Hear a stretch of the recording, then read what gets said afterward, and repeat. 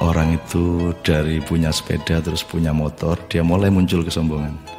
Dari punya motor menjadi punya mobil, tambah lagi kesombongan. Jadi dia terancam sebenarnya oleh kelemahan jiwa. Jadi setiap akses yang naik, akses yang berkembang, itu resikonya karena dia harus diwadahi oleh jiwa manusia yang lemah, maka eksesnya adalah kesombongan itu, keangkuhan.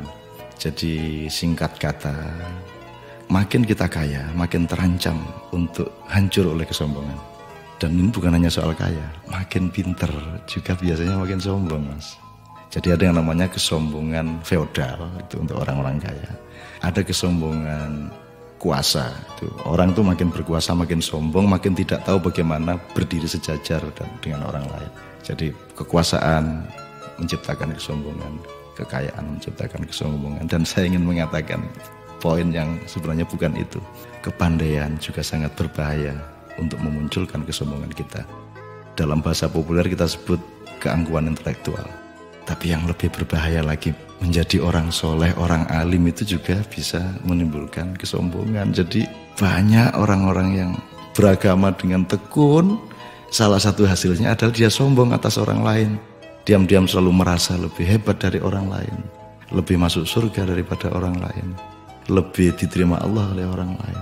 Jadi teman-teman sekalian, sesungguhnya ajaran yang paling dahsyat keindahannya adalah ajaran mengenai tawadhu, ajaran mengenai kerendahan hati. Jadi orang sholat, orang beribadah itu adalah latihan untuk mencampakkan diri, bukan untuk mengunggul dan menegakkan diri. Mencampakkan diri di hadapan Allah. Kita bersujud-sujud, tersungkur-sungkur, supaya kita siap untuk berlaku rendah hati kepada siapapun.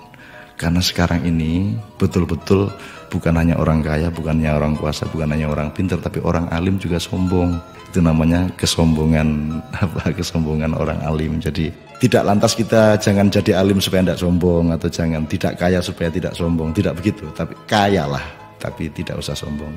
Kuasalah, tapi rendah hati. Pandailah, karena itu menjadi justru lebih arif dan menjadi alim serta solehlah, supaya engkau mampu merendahkan dirimu di bawah orang yang paling rendah pun di kampung-kampung yang kumuh tempat engkau lewat dengan kakimu.